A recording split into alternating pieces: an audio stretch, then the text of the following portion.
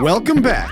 You found Fritz! Today's video represents the second part in the first installment of my creative series. With the bass and drums already discussed in the first video, the next logical step which we will cover here is the vocal.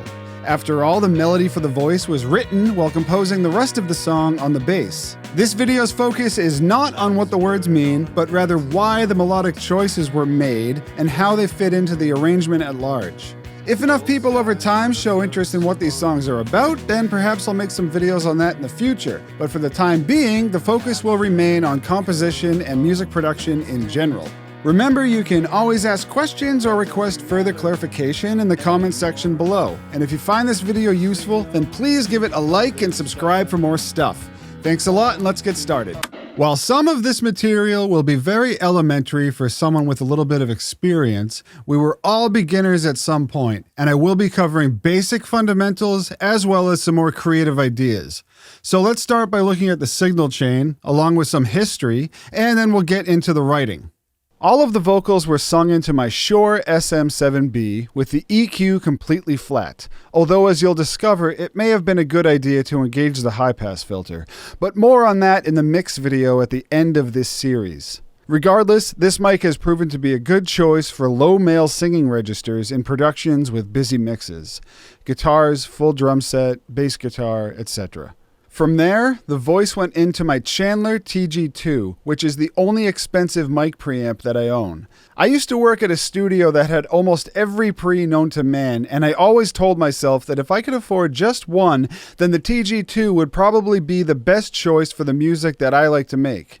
It's a recreation of the EMI preamp used at Abbey Road Studios in the late 1960s and early 70s. Or to put it a different way, it was used on a lot of Beatles songs and Pink Floyd's Dark Side of the Moon, as well as many others. In very recent years, digital modeling of expensive analog mic preamps has improved exponentially, and I use them a lot for coloring different things while mixing, but there is definitely still something about singing into a nice mic pre that I can't fully articulate. Maybe it just has to do with the added harmonics that it imparts on my voice while being pushed into an analog compressor, which brings me to the next part of the signal chain, the Warm Audio WA76. Which at the moment is also the only nice compressor that I own. It's based on a Universal Audio 1176, which is one of the most widely used compressors ever made since its inception in the late 1960s. Although it has extremely fast attack times, it's able to be used on a number of different sources and is really easy to dial in a good sound. It's usually a good idea to use about 3 to 6 decibels of compression on the way in while recording, unless you're doing something intentionally creative or destructive.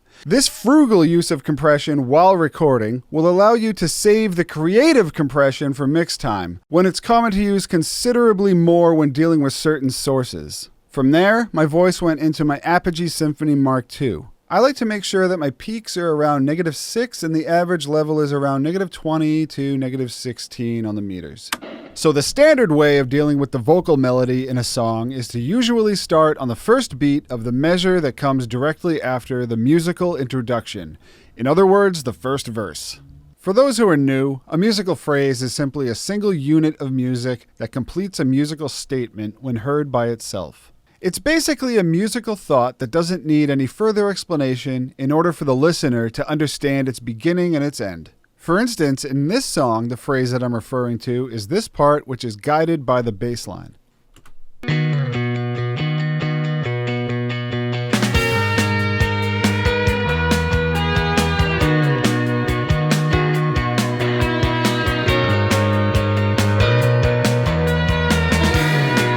While writing this song, at first it seemed like the voice wanted to come in on that first beat, but in the end it made more sense for the bass melody to stand in the forefront for the first 2 measures of music, or the first 2 counts of 4.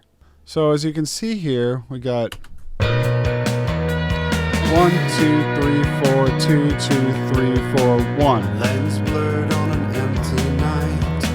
This allows the voice to come in a little deceptively or unexpected in the third measure of the first verse.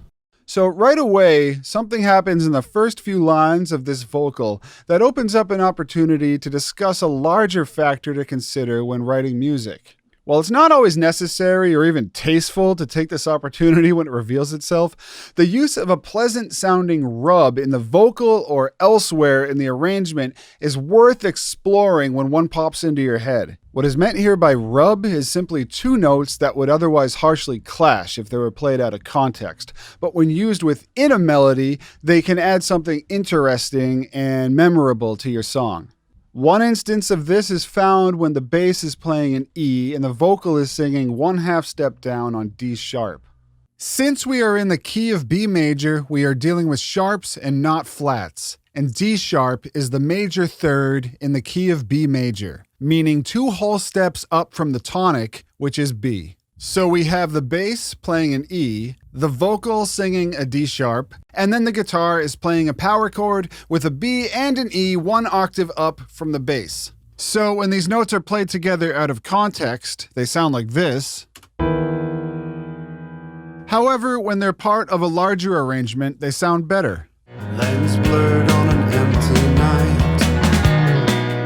It comes and goes quickly, but little choices like this is just one of many things that you can experiment with while writing your song. So anyways, more on the guitar in the next video, but it's worth pointing out that what the bass is playing fundamentally affects what the guitar is contributing to, which also affects the mood that the vocal melody is helping to create, which also affects the atmosphere of the synths or the piano or whatever else is in your arrangement, and vice versa. Each instrument in an arrangement, while able to stray and stand out by itself at certain points in a song, ultimately does not operate all on its own. Instead, each instrument contributes to what would otherwise be an incomplete system, or even an incomplete larger instrument. Composing as if the song itself is just one big instrument can save your arrangement from becoming overly crowded, incoherent, confusing, or just plain boring to listen to. For instance, maybe not every element in this larger instrument needs to be playing on the root or the fifth of a chord. If there's too many roots and fifths accounted for in unison, then your song runs the risk of becoming too obvious or mundane and dull. So you may consider changing the vocal melody to be a little more creative, or maybe you retool the guitar part a little bit, or maybe the bass guitar needs some rethinking, or the arrangement in general could just need to be rebuilt from the ground up. Although if you find yourself in that situation, then it might be best just to chalk everything up to a learning experience and move on to a fresh idea. Moving on, while it's ultimately up to the listener to decide whether or not this is achieved, in order to create a contrast in the vocals between the verse and the chorus, the use of prominent upper register background vocals is used. To not completely abandon the relaxed feeling of the verses, the lead vocal maintains its position in the lower register of my voice throughout the chorus. But the background vocals are layered, and some of them come up in register and are sung with more firmness to bring the energy forward and to help create that contrast between the verse and the chorus. A call to the other satellites that leaps through the maze and out of sight. We're on a first-class train to the moon in a hurricane. Whoa, but there's no trouble tonight. So with that, we'll wrap up this video. In the next one, we'll discuss the guitars, and then we'll do one on the final mix. I really hope that you've gotten something useful out of this, and if you have, then please give the video a like and subscribe for more stuff. Thanks a lot, and I'll see you next time.